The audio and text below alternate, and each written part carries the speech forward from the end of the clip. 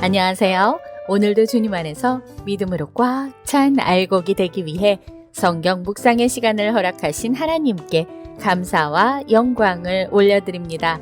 10월 2일 목요일 묵상 말씀을 시작하겠습니다. 신앙의 길은 단거리 경주가 아니라 마라톤과 같습니다. 처음에는 열심을 내어 출발하지만 시간이 지나면 피곤해지고 상황이 바뀌면서 마음이 흔들리기도 합니다. 주님을 향한 믿음의 걸음을 멈추지 말고 끝까지 가야 할 것을 권면하는 말씀입니다. 오늘의 제목은 멈추지 않는 마음입니다. 종교개혁을 단행하고 구스와의 전쟁에서 승리한 아사에게 하나님은 개혁을 이어가라고 명령하십니다. 아사가 마음을 강하게 하여 개혁을 이어가자 유다의 평화가 임합니다. 오늘 본문 역대하 15장 1절에서 19절까지의 말씀을 함께 듣겠습니다. 하나님의 영이 오뎃의 아들 아사랴에게 임하심에 그가 나가서 아사를 맞아 이르되 아사와 및 유다와 베냐민의 무리들아, 내 말을 들으라. 너희가 여호와와 함께하면 여호와께서 너희와 함께 하실지라. 너희가 만일 그를 찾으면 그가 너희와 만나게 되시려니와 너희가 만일 그를 버리면 그도 너희를 버리시리라.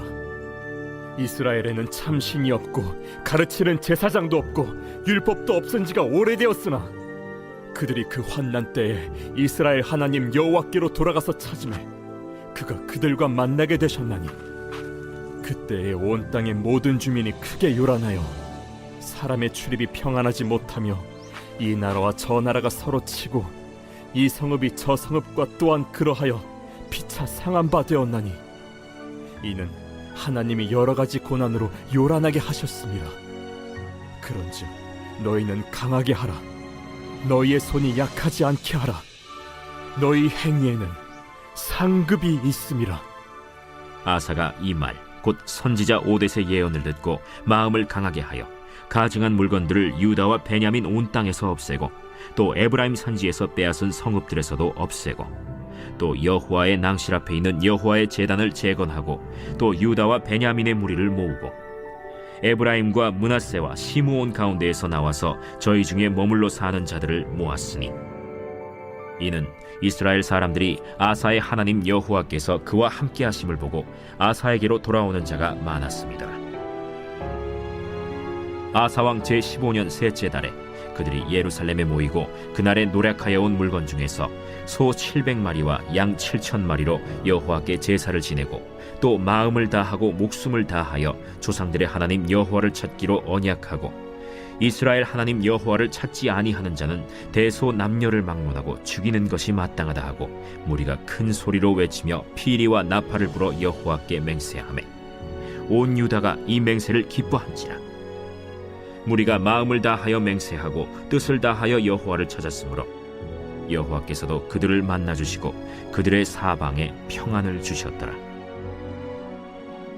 아사 왕의 어머니 마아가가 아세라의 가증한 목상을 만들었으므로 아사가 그의 태후의 자리를 폐하고 그의 우상을 찢고 빻아 기드론 시냇가에서 불살랐으니 산당은 이스라엘 중에서 제하지 아니하였으나 아사의 마음이 일평생 온전하였더라.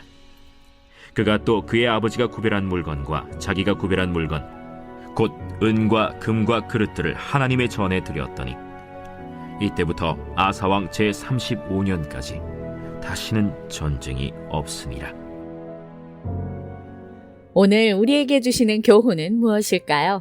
1절에서 7절 말씀을 보시면 아사랴 선지자가 하나님의 영에 감동되어 아사 왕과 백성들에게 너희가 만일 그를 찾으면 그가 너희와 만나게 되시려니와 너희가 만일 그를 버리면 그가 너희를 버리시리라 라고 외쳤습니다.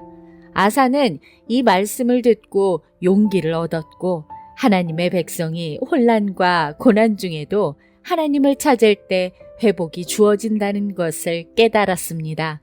하나님은 언약을 맺으신 백성과 함께 하시지만 그분의 임재와 도우심은 백성이 그분을 신실하게 찾을 때 나타납니다.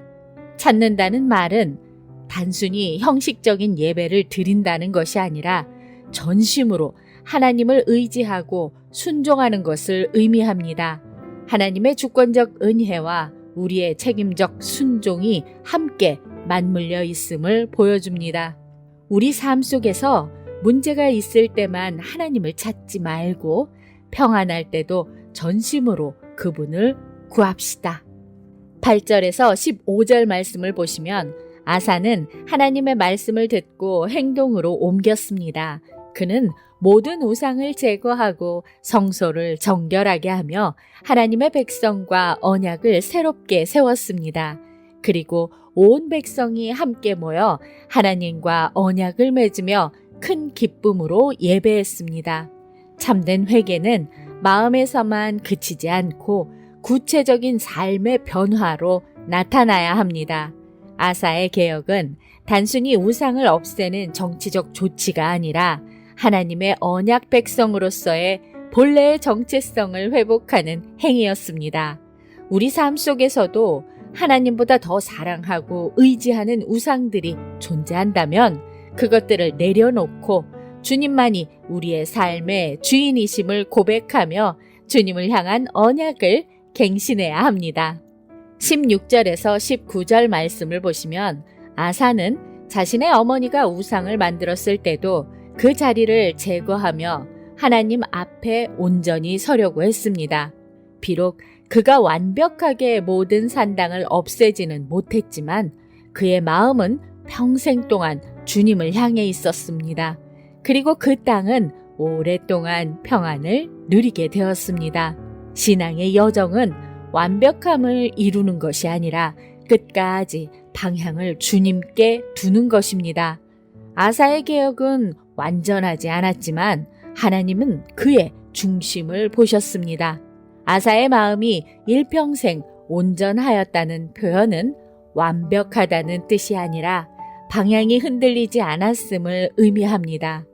이것은 성화의 과정으로서 우리가 완전하지 않아도 주님을 향한 방향을 잃지 않을 때 하나님은 우리의 신앙을 기쁘게 받으신다는 것을 보여줍니다. 우리의 믿음이 때로 흔들리고 부족하지만 중요한 것은 끝까지 멈추지 않고 주님을 향해 믿음으로 걷는 것입니다. 기도하겠습니다. 하나님, 오늘 우리에게 주신 말씀대로 주님의 말씀에 경청하고 말씀대로 실천할 수 있도록 지혜와 용기를 주시옵소서. 예수 그리스도의 이름으로 기도드립니다. 아멘. 아사의 이야기는 믿음이 한순간의 결단으로 끝나는 것이 아니라 평생 이어가야 할 여정임을 보여줍니다. 처음에는 뜨겁게 시작하지만 시간이 지나면 열심히 식어지고 마음이 흔들리기 쉽습니다. 그러나 아사가 보여준 것처럼 하나님을 찾는 마음을 멈추지 않는다면 비록 완전하지 못해도 하나님께서 그 마음을 기쁘게 받으시고 평안을 주십니다. 우리의 삶 속에도 여전히 문제가 놓여 있고 낙심할 일들도 있지만 그때마다 멈추지 않는 마음으로 주님을 향해야 함을 명심하며 오늘도 광야 같은 세상에서 하나님의 말씀으로 승리합시다. 저는 내일 다시 찾아뵙겠습니다.